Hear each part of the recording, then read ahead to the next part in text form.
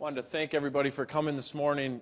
8:30 a.m. sessions in Las Vegas are not always so easy, so I appreciate it. I've been there, so thanks for getting up with us. Anyway, I'm Jordan Belfour, the original Wolf of Wall Street. I want to make sure you guys leave here today knowing just exactly how to scam millions of dollars in penny stocks and score Quaaludes if you need to. No. I don't know did he speak yet? I don't even know. Okay. All right. No, I'm actually Don Mullen. I'm the regional director for PureCars. That is not me. I'm clearly much better looking than Jeremy. But Jeremy is our CEO. He's our founder. He's really our visionary. You guys all know Dale Pollock. Jeremy is really our version of that. He is. We get him in front of as many folks like this and events as we can because he really is incredibly smart and talented. So I'll do my best to kind of add what I can to this information. But I wanted to start by introducing myself. I'm, as I said, Don Mullen. I'm the regional director at PureCars. I co-founded Ronin Solutions. It's a digital ad company based out of Milwaukee back in 2009.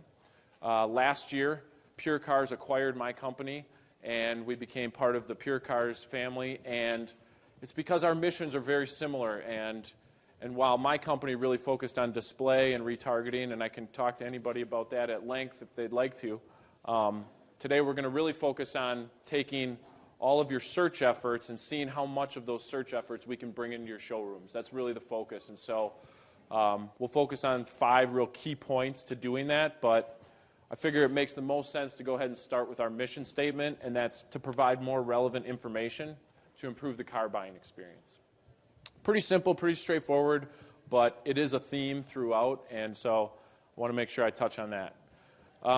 Just a couple weeks ago, Inc. magazine came out with their 5,000 fastest growing companies. We were 141st. We were the fastest growing automotive company, privately held automotive company. So while it's not a household name necessarily per se yet, we are growing really quick, and I'm certainly excited about that. And part of the reason for that is that PureCars' mission of relevancy and providing relevant information is very much in line with Google's, right? So Google's done a tremendous job of making relevancy their focus, and that's right in line with what we're trying to do, which is why they've been a great partner of ours.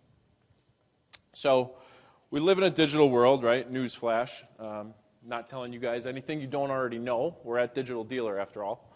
But how we got here is actually really important. And I want to just point out this one right over here, this 1.4 visits. PureCars was founded in 2007, not that long ago. And back then, people were visiting 4.5 stores before they bought a car. Okay? That's not that long ago. That number's 1.4 today. Think about that. 4.5 a couple years ago, 1.4 today. Okay, why is that? Well, their sources that they're using online to do that research has gone up just in the last 12 months.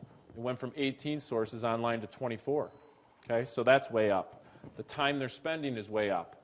And 97%, or essentially all of your consumers, are online before they purchase. Okay, so to summarize, more research, less visits, less leads, and so your ability to influence consumers is obviously very much changed to the digital space. And so here's some metrics from Google that we got. Now keep in mind, this is from 2012, so this is over a year old already. But what you're seeing on the left here is consumer media consumption, all right? So the average consumer is taking in about 36% of their media through digital, almost 40% from television, and then you got your radio and traditional media over here. On the right, this is where you guys are spending your digital ad budgets. I'm guessing if you're here at Digital Dealer, you're probably a little bit heavier on online spend. However, you can see the discrepancies here, right? There is some overspending in certain areas and underspending in others. So here's the most recent data. Online's gone up even more. Now it's up to almost 40%, almost as much as television, okay? But the spend has not kept pace from the digital side in terms of the budgets. And so, you know, just one thing that I can't help but think about as I'm looking at this is that when I'm online researching, I'm on a mission to accomplish something. When I'm watching television, I don't know about you guys, but if my wife is watching live television, it drives me nuts. I can't handle the commercials. I'll be like, can we just wait 15 minutes? So just something to consider as you're allocating your budgets there. So analysts are saying that by 2018, this is going to be about an 80% spend on digital, okay? So that's changing quickly, no surprise. You guys are out ahead of it. Good for you. You're early adopters. You realize the writing's on the wall. You know that if you can figure it out and master it, the sooner the better, because here it comes. And so the truth is, the whole thing is not rocket science, okay? You get a lot of so-called experts that get up here and kind of make this whole thing sound more complex than it really is. And, you know, we're going to talk about specifics, but I don't want to talk down to you, and I don't want to give anyone the impression that this is more complex than it is, because it's really not. It's simple, but simple doesn't mean it's easy, but it is a simple in terms of how you should approach it. So let's talk about Google's mission now.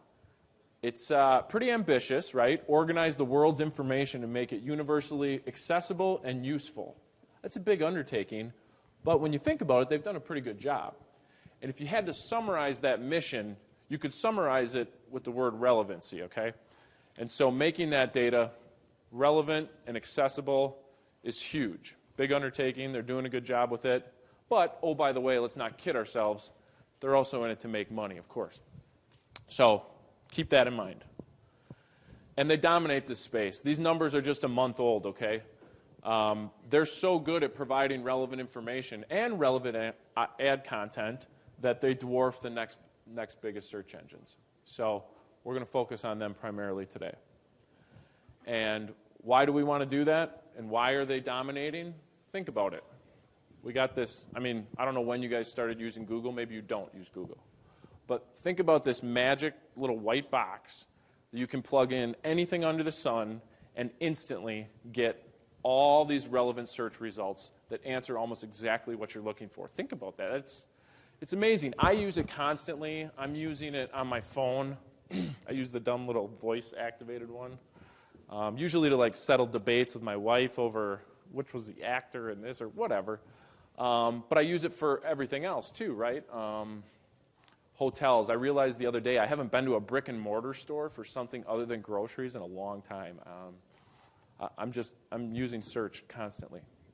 So Google had this great model, but they had to figure out how to monetize it, right? And so they built this big, beautiful ad platform we call AdWords today. And I'm sure most of you guys are familiar with AdWords, and it's this great big thing, but it's actually pretty straightforward in terms of its structure. Keep in mind, Google AdWords was not built for you guys. It is not designed around car dealers, right? It's vertical agnostic. They don't care what industry you're in. You could be a dentist, you could be a doctor, you could be a plumber, and it's all kind of set up the same way. But it's kind of beautiful in its simplicity. Campaigns for you guys. You got new, you got used, you got service. You got your ad groups. I got, trucks, sedans, coupes, etc. You got your ads that fall underneath that, and they all target relevant keywords, or hopefully they're relevant. So the structure is pretty straightforward. But the conundrum that Google had going back a few years was, how do I monetize this program and not sacrifice my mission to provide relevant information?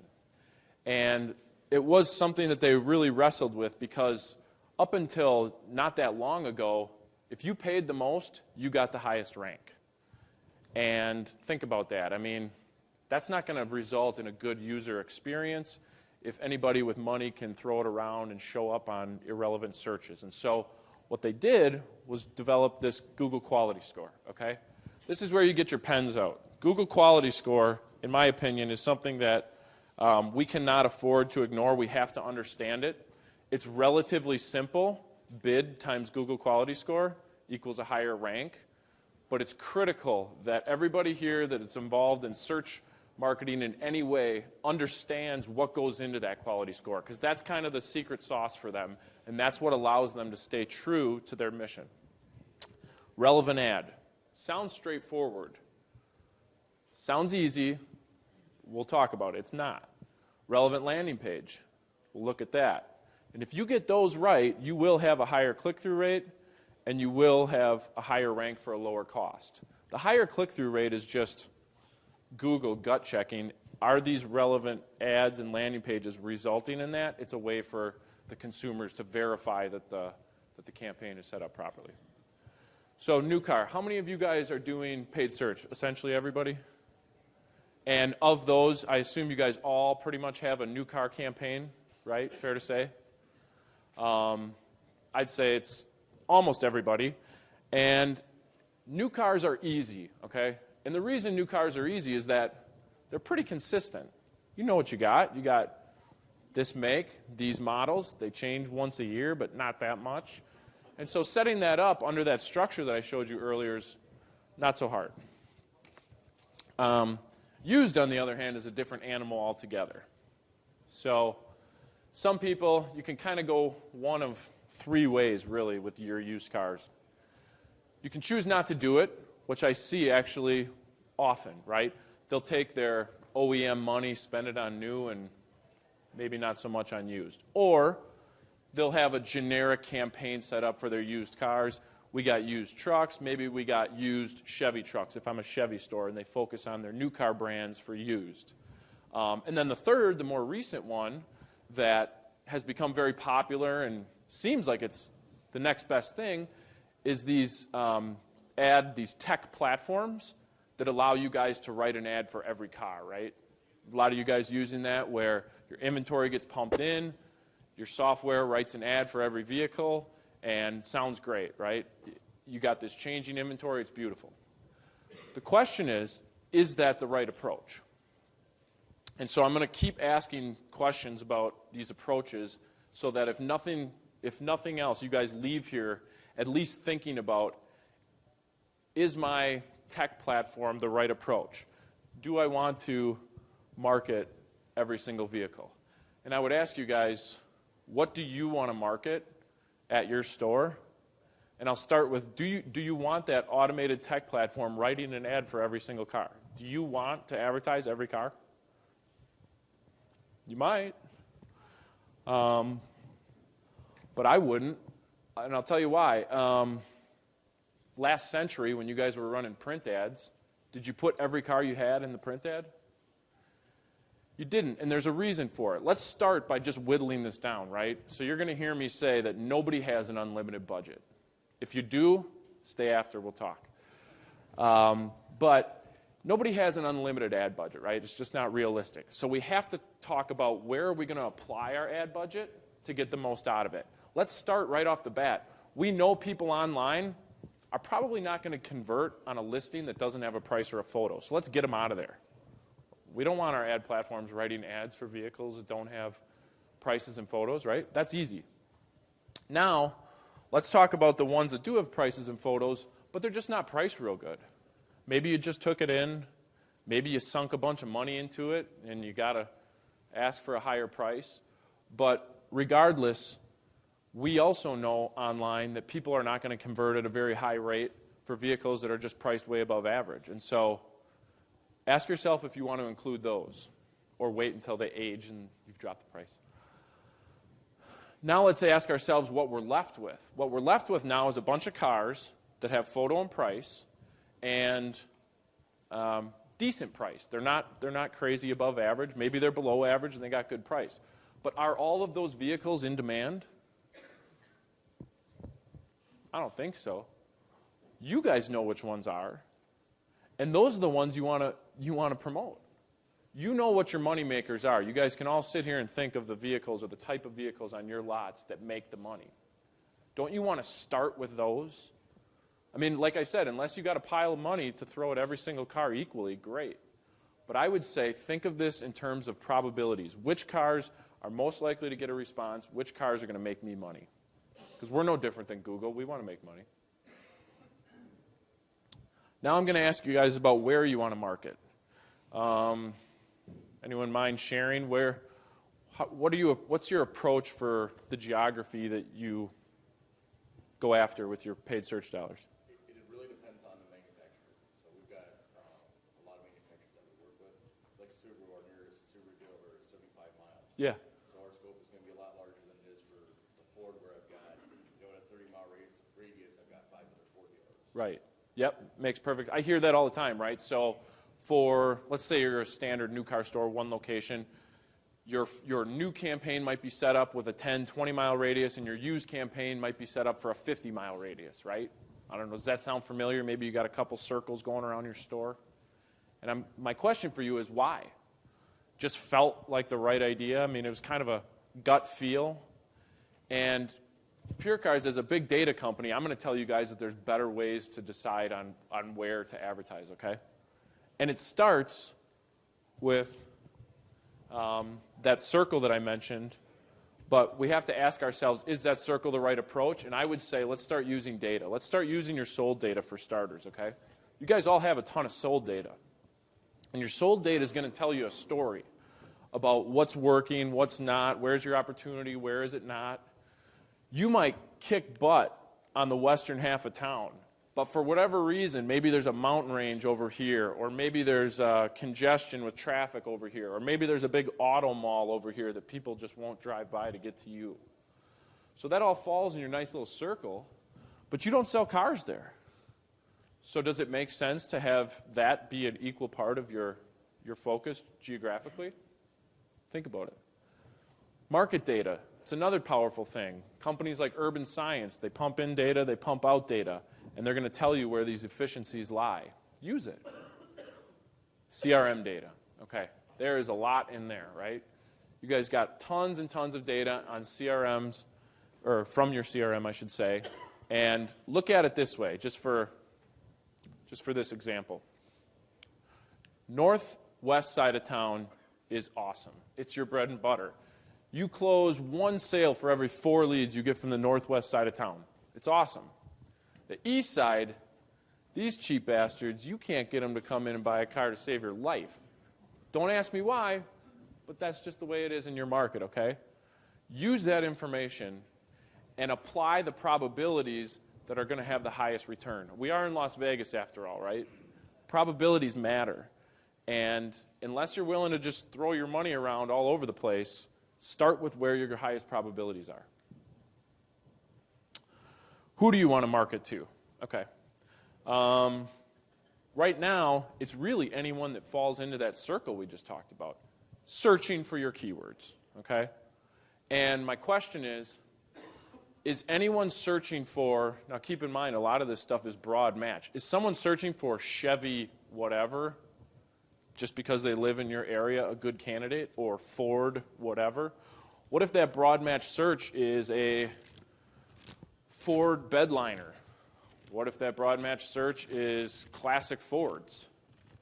Just because they live in that circle and they fit one of your keywords doesn't make them a good fit. So rethink that too, right? Let's talk about the categories of people and the categories of buyers. And let's kind of segment them out and allocate our dollars accordingly. There's a group of researchers, right? They're looking for things like reviews, gas mileage, Accords under 50 grand. They're really just starting the process, right? And don't get me wrong, they're in the car buying process. They're just early on in it, okay? And my guess is that you guys are spending just as much money on them as you are active shoppers because, like I said, it sounds simple to focus on just more active shoppers, but it's not easily done. Let's get a little bit better here. Browsers. They're getting a little closer. They're looking for things like Honda Accord deals, Honda Accords for sale, that sort of thing. It's better. It's good. They're getting there. But if it's my money, I'm starting here with the buyers. Love buyers. Who doesn't love buyers? Buyers are the ones, and the reason I love them is buyers know what they want, okay? They've done the research. They've done the browsing. Now it's time to get serious. Let's buy a car. And those guys are looking for black Accords with leather, or the truck guys, right? They're specific. White, Chevy, 4x4, crew cab, XYZ tow package, whatever. They know what they want. That's who you want first, right? And then let's layer in some probabilities in terms of how they're searching real quick. So have you guys seen the numbers on mobile in the last year or two? It's pretty crazy in terms of how quickly it's changed, okay? 47% of automotive queries are coming through mobile. That happened like overnight. I mean, that's almost half your paid search budget if you think about it. That's how half the inquiries are coming. Most dealers I've worked with don't have nearly half of it dedicated to mobile, but if we don't pay attention to that kind of change, we could all be out of a job. Here's some more. I'm not going to go through them all, but think about this one in the middle here. 44% of them use their device to price shop at the lot while they're there.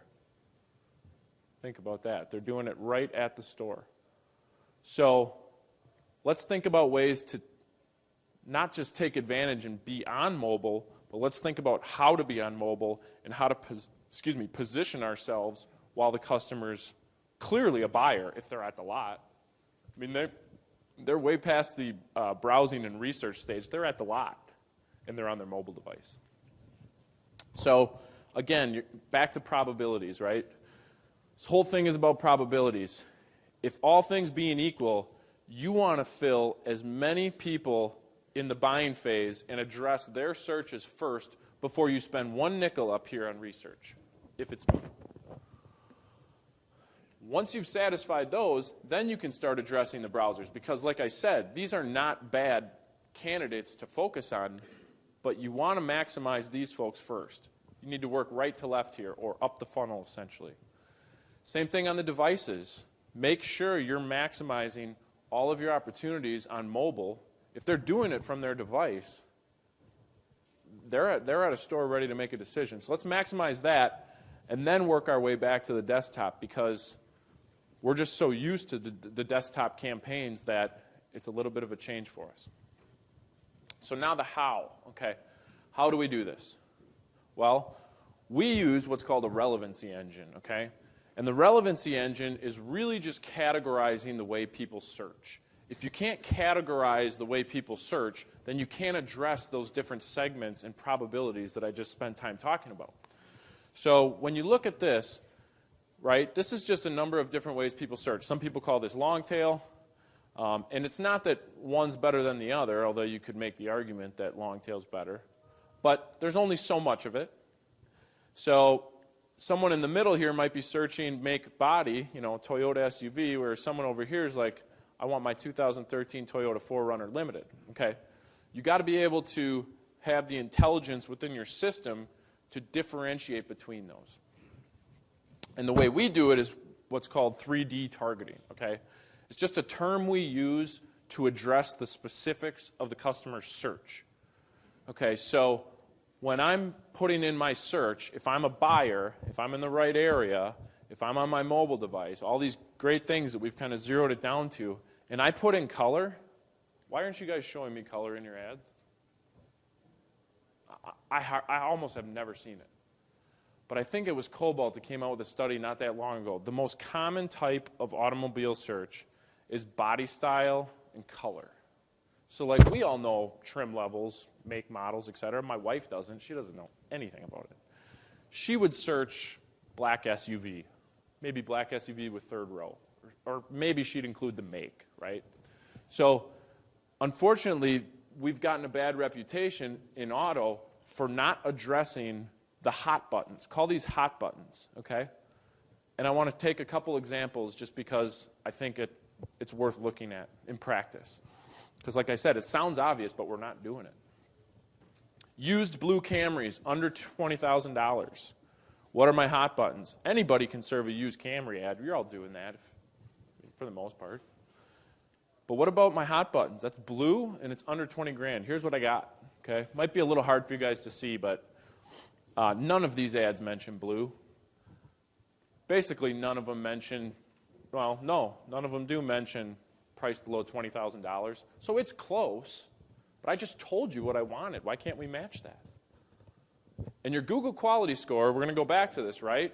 That is the formula that's determining. It's the only way you can negotiate with Google, put it that way, your quality score. And I know everybody here likes to negotiate. So that being said, no blue, no under 20 grand, ding, quality score just went down, okay? Landing page, remember how important that is? Let me just look at this top ad. It's for quality BMW, right? They got used Toyota Camrys, good for them. They got the top spot. Top spot. This is where it took me. They're Toyota Camrys, great. It's awesome. Too bad they're gray. Too bad they're over $20,000. Ding, the quality score just went down again. I had to go to page 2, and we all know what happens then. All right, let's do another one. White Chevy trucks for sale with low miles. Everybody's got Chevy trucks, great.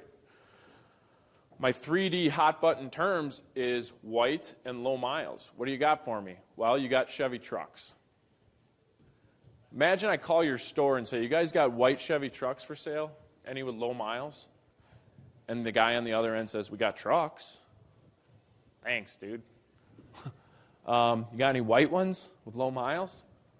So your quality score, once again, ding, gone, down. You're paying more to play at this point. You've gone through that formula. Where are you taking me? Oh, your homepage. Awesome. It's great. Now I can sift through all this other stuff and try and find a white Chevy truck. Last one here, and this one drives me a little nuts because I see it constantly. And I encourage you guys to all do these. Go home or go to your devices, whatever. Do these same types of searches, right?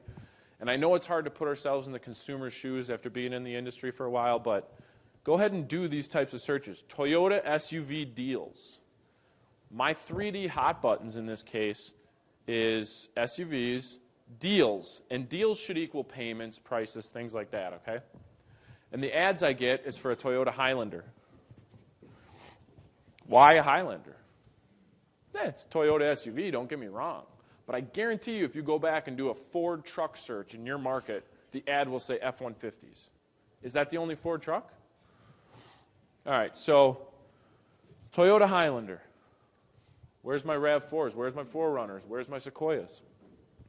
Ding, quality score goes down. Where do you take me? Oh, bonus, you took me to your sedans. Even better. It's awesome. All right, so we know how that looks today. Now let's talk about the mobile part.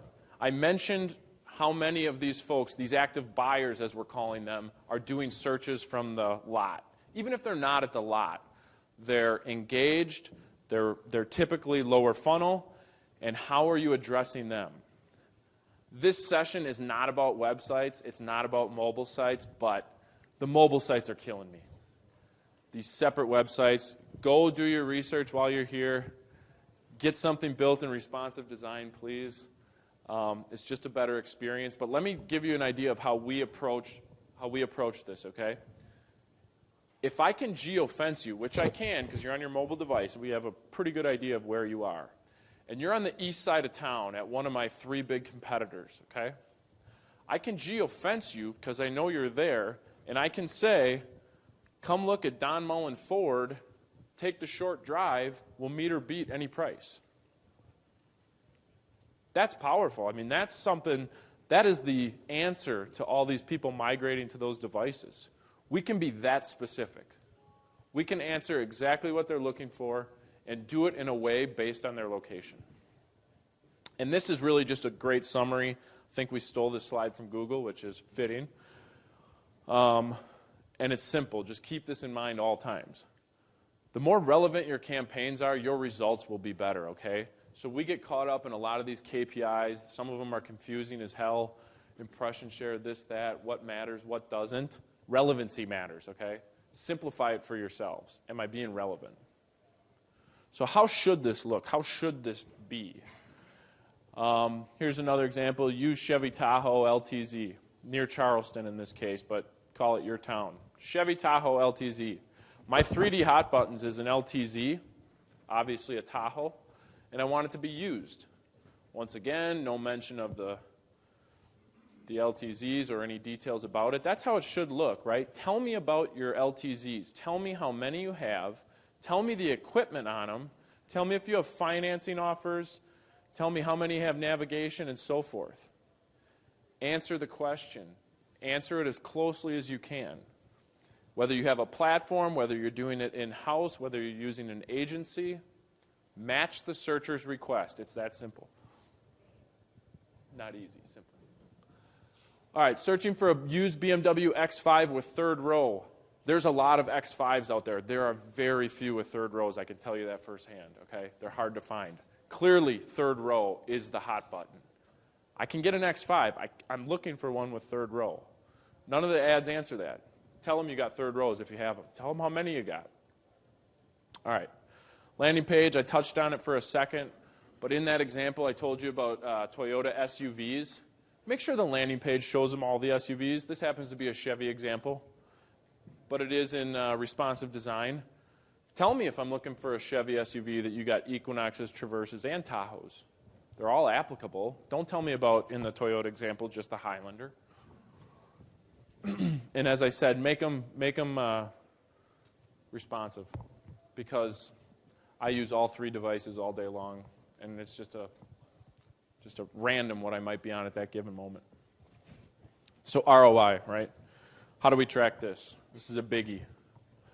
And these are the KPIs you guys are used to seeing. Let's try to figure out which ones matter and which ones don't. And I'm not saying everybody's different, and I'm not going to tell you that what success looks like to you is wrong, but I'll tell you what it looks like to me. Impressions, clicks, conversions, we all get these numbers, and we're all looking at them regularly. Let's start with impressions. I don't care personally. It's just a reflection of search demand. How many times did you come up when they searched for Chevy trucks? This many impressions. Great. I would focus on everything but impressions, as a matter of fact. And keep in mind, focus on the probabilities and the things you're doing to market the right vehicles, the right areas, the right type of buyers. All right, let's talk about impression share. This is a little more important. It gives you some insight into your budget. Is it in the right place? But it's really just what's your share of voice. That's all it's telling you. How often do I come up when they're looking for a Toyota Camry? And how is that relative to a specific geography? Clicks, the clicks. Oh, the clicks. Clicks are so important. I'll ask you real quick, clicks. Would you rather have 5 clicks on someone looking for the name of your store? Bob Smith, Toyota.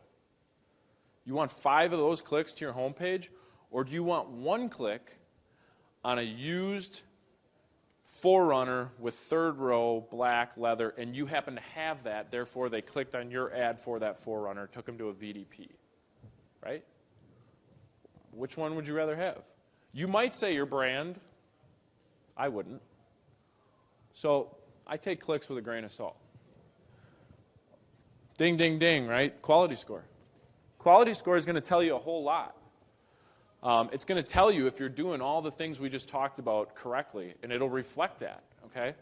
And not only that, but are you getting more for less money? Are you negotiating well with Google? You might be throwing the same 5, 10 grand at Google every single month, but what are you getting for that? It comes down to your quality score. So your quality score is going to tell you how well you're doing all those things. How well are you addressing the higher probability buyers, vehicles, locations, devices? Are you taking them to relevant landing pages? Is your click-through good? That's what matters, if you ask me. But the conversions, the conversions. You got to have conversions. 2005 called. They want their conversions back. All right. Your landing page is a reflection of conversions. You can send 1 million clicks, and if your landing pages, keep in mind, are not set up well, if you're not merchandising your cars well, they might not turn into conversions. But don't worry, most people don't send conversions, okay? This number's been going down steadily. I think Cobalt just released this within the last couple months. 1% of your buyers submit a lead before they come in. So if you want to measure the success of all this money you're spending on digital, on 1%, okay. I mean, don't get me wrong. Leads are important. You've got to follow up with them. You've got to close them. They're great. But it's not the end-all, be-all. All right, this slide is also from Google. And I can summarize it pretty simply to say your SEO efforts, your organic search, plus your paid search efforts, plus display is going to give you the best possible result when it comes to your digital ad budget, okay? And this is just saying that it increases unaided brand search, increases the likelihood to purchase. I got 100 other sources that I researched from every company you can possibly think of. You'll probably hear it more while you're here. They all work better together. I wouldn't run any of them individually. I mean, they just complement each other. They just work better together. Some of the numbers I've seen in terms of pairing display with search and what it does to conversions, you can't ignore it. So you got to keep that stuff together. And all this is saying is that SEO is critical. You can get a lot of organic results. You got to do it well. It's important. It's not what we're talking about. It's just saying that you're missing about 88% of those relevant consumers if you're not doing paid search. So SEO is critical, but you're missing a huge chunk of consumers that are applicable by not doing paid search. And then, again, together, they're both performing better. So let's talk about retargeting. This is kind of my baby. Keep hitting that mic. This is near and dear to me for a bunch of reasons. This was kind of what I helped specialize in from the company that I co-founded. When PureCars decided to get into the digital ad space, they purchased a display-focused company like ours, who was the first to do dynamic retargeting. Then they purchased a paid search company in Atlanta and used their data to power both of those elements. But anyway, retargeting. The reason it's critical is because you guys spend a fortune to get people to your website. When's the last time you ran an ad of any sort that didn't have your website in it? Newspaper, radio. You don't run ads without it. How much do you spend just on getting clicks? A lot. Okay? So let's usher this huge pile of people into our dealership and never talk to them again, right? It's asinine. You wouldn't do that. So retargeting, the one that drives me nuts is I go to a dealer's website. Let's say it's a Ford store. I look at his used Accord that he has. I leave the website, and I'm getting pounded with new Ford incentives. Really? I looked at a used Toyota. Are you guys doing that? It seems like it's happening everywhere. Why wouldn't we show them the car they looked at? Why wouldn't we do that? Amazon? You think they're running ads that just say, hey, Amazon, we got good deals? No, they're saying, here's the 4 TVs you looked at. Click here, we'll give you free shipping. We're in e-commerce, guys. That's the way you do it. And oh, by the way, here's the best things about that vehicle. It's a one-owner car. It's priced below average, etc. Okay? So we're matching the exact VDP. Someone comes to your store, looks at 3 used cars. The ad shows them all 3. And oh, by the way, the car you looked at 2 weeks ago, Mr. Customer, just had a price drop. That's strong. Imagine if your BDC responded to every single lead they got 2 weeks later when you had a price drop. Now keep in mind that's only for 1% of the people that looked at it. What if you told 100% of the people that looked at it about that stuff? Okay, so that's my 2 seconds on retargeting. How much should I spend? $1 million question. Give you $1 million answer. But no, it should be based on probability, right? And I can't tell you store to store what you should be spending. It's based on the market demand for your brands in your city, based on the probabilities we looked at, based on all the data we discussed. But keep this in mind, okay? Most dealerships are allocating funds up and down this funnel, everything from traditional to paid search to retargeting to direct mail, etc. Okay? This funnel is for ROI.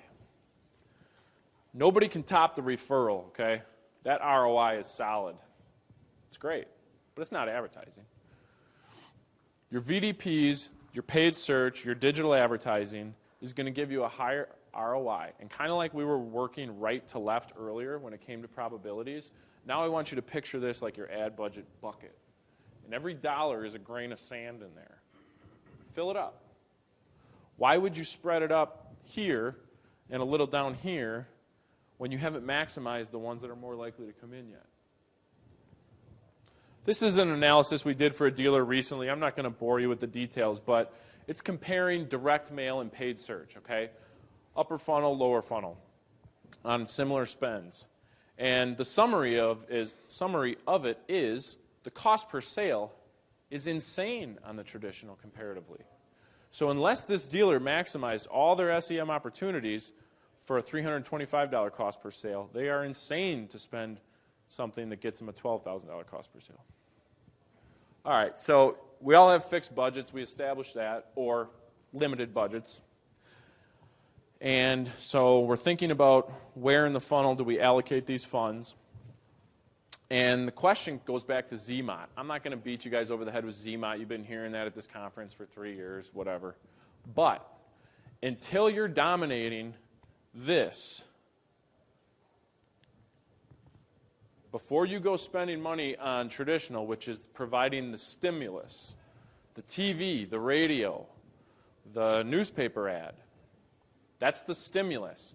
Used to be stimulus took you to the shelf, took you to the store, right? Now the stimulus takes you to search. So let your competitors drive the stimulus. That's great. Good for them. Awesome. I'll be there waiting, dominating the digital portion when they get there. Okay? So you guys have heard that. So think about where you're spending that stuff. And then lastly, I'll kind of end on this and then we'll do a few questions, but you have options in terms of where you allocate this stuff, and there's a couple ways to do it. Some of you are doing it yourself.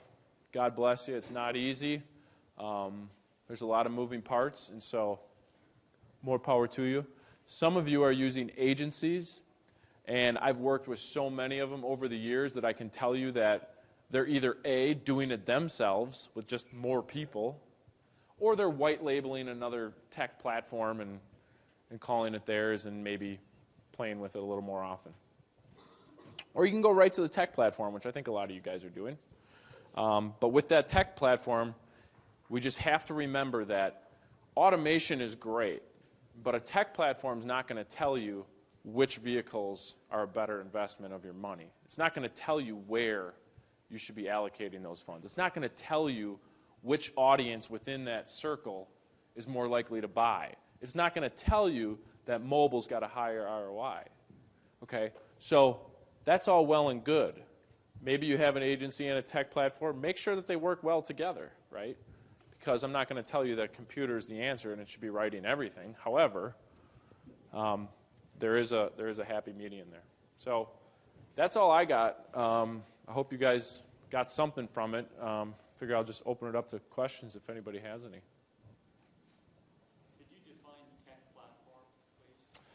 Yeah, so I'm sure there's a number of, I don't want to list the companies that offer it right off the top of my head, but there's a lot of your bigger vendors today are basically saying, we'll take your daily inventory feed of all your vehicles and we'll pump it into Google's ad platform with what they call an API.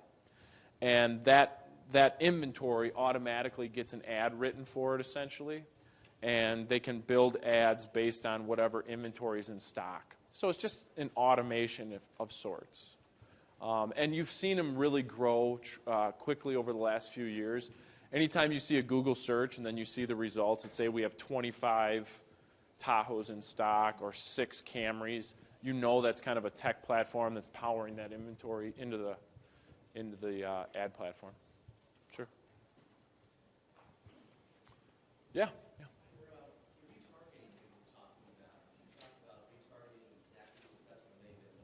Yeah. Cost-wise, how does that relate to click? How much you budget to allocate? I've got a company that only got like 3 or 4 advances they put out to How should the allocation be? That's a good question. So I typically base it on how many unique visitors to the website there are, because you need a certain amount of ads to be able to retarget a certain amount of visitors, right? So I use a formula. Typically, if I just ballpark it, I would say that if I'm looking at a digital spend between the two, I would say the average is like 70 search, maybe 30 retargeting and display. Because there's other types of display that can be layered in there, but I would ask you, how many VDPs or how many unique visitors are you getting to your used vehicles specifically? Okay, you got 5,000 people looking at used cars. We're going to need this many ads in order to retarget them frequently at the peak of their buying process. How do we keep the exact car they looked at in front of them, front and center for 30 days, based on the specifics of your traffic. But on average, I'd say maybe about a 70-30 split, just to get you in the ballpark. Hey, Don, when you say responsive design, Yeah, yeah. does that mean just kind of the look and feel of the design that's good specifically for mobile device? No, good question. So mobile websites is what you're describing, where it's almost like a separate website and it's got kind of those simplified buttons on it. Responsive design is the exact same website that just automatically resizes itself by recognizing what device the customer's on. And so it's the exact same. Duplicate your website, right? It is your website. It's the exact same website that's smart enough to know what device is looking at it and render the images to be more friendly to that device. So if you're on a big screen, you got 4 vehicles across the top. If you're on a cell phone, it'll bring it down to the 1 vehicle and stack them up, if that makes sense. It's the exact same website. That's the point. It's not a separate mobile site. Sorry. You were mentioning that conversions, I don't want to say less important than they were before. Just elaborate on that a little bit more, John. Yeah, absolutely. So, well, conversions, I mean, I've been in the business long enough where it was the end-all, be-all. All we did was measure cost per lead, right? And I'm not saying that that's not an important metric. I guess all I'm saying is that we've seen lead submission go down steadily over the years. And so drawing I've had too many dealers tell me that the cost per lead is not what it should be, and they compare it to like their spend on Auto Trader, for example. And what we need to remind ourselves of is this digital strategy, only about 1% of buyers are submitting a lead before they purchase. So we can't look at that one metric and say this digital strategy is a failure or a success based on that. It's 1%, and I think unfortunately over the years as an industry we've kind of turned people off to it, especially millennials. 5 years ago, the last time they bought a car, they sent in a lead. They've been getting emails ever since and said, I'm never doing that again. So I think it's some of our own doing. Yeah. When you mentioned calculating the relevance, so Google keeps track of if they have to go to page 2 or page 3, and the further they go, when it gets to your landing page of your website, is what determines the help with that quality score? That would impact it from the standpoint, and I should see if I can bring it up. That would impact it from the standpoint of click-through rate. Click-through rate is one of those factors. So if you're on page 2 or 3, your click-through rate will suffer, obviously. But the more important element, well, not more important, but the other factors that go into it is how relevant is your ad specific to what the searcher's request is? Are you matching the request? So the examples I was using is white truck with leather. If your ad only says white truck and mentions nothing of leather, it's not as relevant as it could be, and therefore the quality score goes down a bit. And so then they multiply that quality score by what you're willing to pay. So you might have a bad quality score but be willing to pay a whole lot, and if your competitors aren't much more relevant, then you could still end up in the top spot, but you're paying more for that top spot than you would had that ad been more relevant and if that landing page were more relevant. I guess, is Google deciding relevance based on finding those keywords in the text of the ad, or are they basing it on what happens to the user when they get to your ad? Both. What's in the ad, where are you taking them once they click on the ad, and how often is it being clicked on? It's all those things. It's kind of their special magic potion, right? But those are the big ones. Yeah. Yeah. Tech platform we were talking about, is that less of relevant to the consumer, or do you think it's better? Oh, I think it's better than homemade, personally. I mean, for example, let's just compare the do-it-yourself old model or agency model to the tech platform. If I search for used Ford F-150s, the advantage of the tech platform is that it's going to show me how many used F-150s, which is more relevant than the do-it-yourself that just says we have F-150s. You were just talking about, like, for instance, white F-150 with leather and navigation. Yeah. So most platforms are not going to do that. No, exactly. That requires data, and So even the best tech platform typically doesn't have the data to power those types of results in the search copy or in the ad copy. So, anybody else?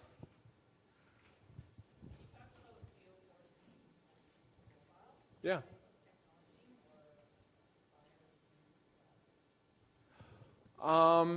It's something that we use. We built our own platform essentially, and it's a little more manual. It's not an automated thing. So each dealer has different segments of their geo that they may want to focus on or tailor a message for. And that really does come down to working with the dealer to say, where's your biggest competitor? Which part of town do you want to focus on? And what do you want the message to do that? But it's something you could do in Google yourself, but it's pretty in-depth. There's not a vendor per se that we use to do that. Good question. Cool. Thank you guys so much. Appreciate it.